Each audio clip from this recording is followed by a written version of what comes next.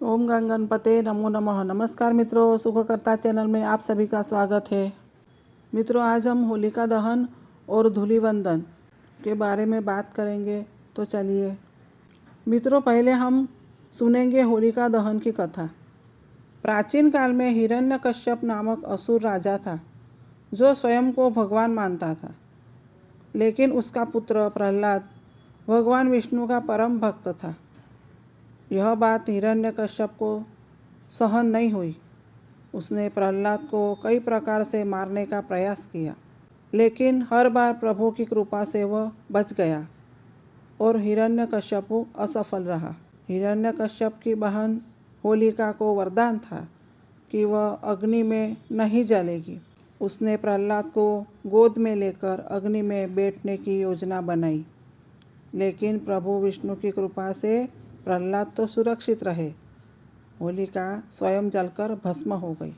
इसी घटना की स्मृति में होलिका दहन मनाया जाता है, जो बुराई पर अच्छाई की विजय का प्रतीक है। होलिका दहन फाल्गुन मास पूर्णिमा की रात्रि को मनाया जाता है।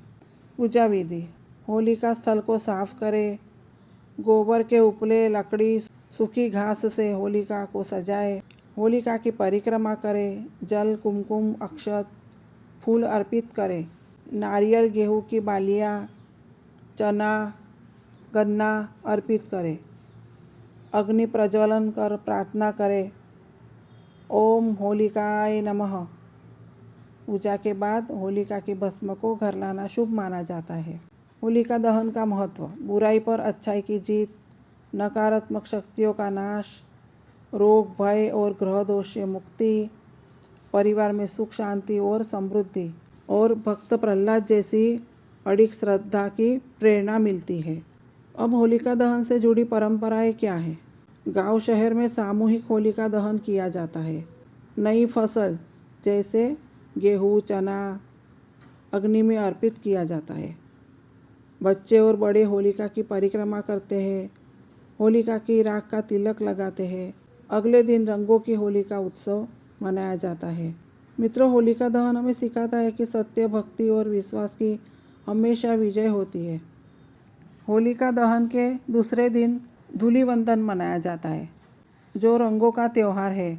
इसे अलग अलग क्षेत्रों में धुलेंडी, रंग पंचमी की शुरुआत, धूलिवंदन, धुलियारी भी कहा जाता है। यह दिन होलिका दहन के बाद नई शुरुआत, प्रेम और मेल मिलाप का प्रतीक माना जाता है।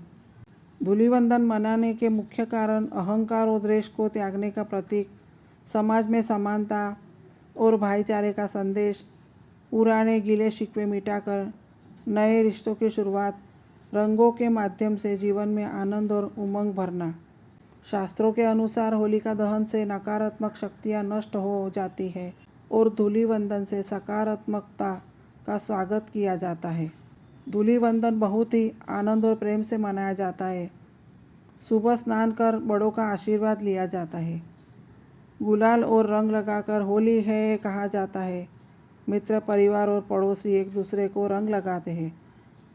मिठाइयाँ, गुजिया, पूरनपोली, ठंडाई बांटी जाती है।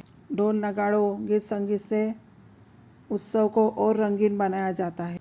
कई स्थानों पर इन दिन स्त्रियां होली के गीत गाती है और पारंपरिक नृत्य करती है। धूलिवंदन का आध्यात्मिक महत्व: धूल, राख, मिट्टी, इसका यह अर्थ होता है अहंकार का विसर्जन। सभी एक जैसे, राजा, रंक, अमीर, गरीब, जीवन क्षणभंगुर है, प्रेम स्थायी है। इसलिए धूलिवंदन केवल रंगों का पर्व नहीं, बल्कि मन की शुद्धि का भी पर्व है। धूलिवंदन हमें सिखाता है क्रोध, ईर्ष्या और भेदभाव को छोड़कर प्रेम, आनंद और एकता को अपनाएं।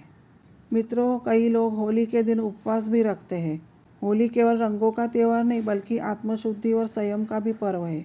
होलिका दहन के बाद धूलिवंदन अहंकार, क्रोध और नकारात्मकता के त्याग का प्रतीक माना जाता है। शरीर और मन को शुद्ध करने का अवसर देता है।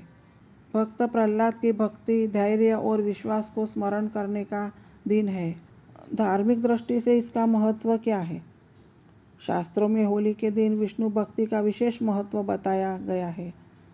उपवास रखने से पुण्य की प्राप्ति और पापों से मुक्ति मानी जाती है। यह व्रत परिवार में सुख शांति और समृद्धि के लिए किया जाता है। कई लोग उपवास रखकर संकल्प लेकर कहते हैं, मैं क्रोध, ईर्ष्या और कटुवाणी का त्याग करूँगा या करूँगी। उपवास कैसे रखा जाता है? उपवास श्रद्धा और क्षमता के अनुसार रखा जाता है। सामान्य तरीके से केवल फलाहार, दूध, फल, साबूदाना, कुछ लोग निर्जल भी रखते हैं। होलिका दहन के बाद या अगले दिन पूजा के पश्चात व्रत खोलते हैं। उस दिन भगवान विष्णु, श्री कृष्ण का स्मरण किया जाता है, प्रहलाद की कथा का पाठ किया जाता है और होलिका की भस्म का तिलक लगाया जाता है। मित्रों, उपवास का आध्यात्मिक संदेश क्या है? रंग बाहर के है, शुद्धि भीतर की हो। उपवास से इंद्रियों पर संयम आता है, मन में शांति और सकारात्मक ऊर्जा का संचार होता है।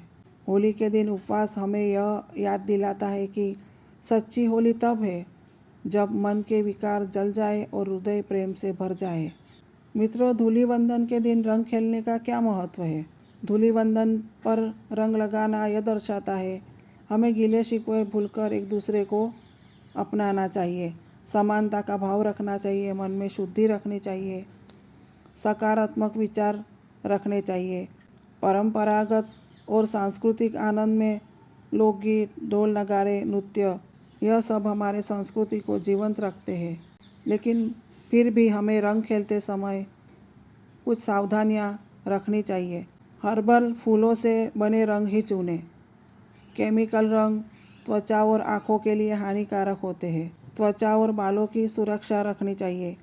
किसी की आँखों में रंग न डालें। बच्चों को विशेष सावधानी से रंग लगाएं।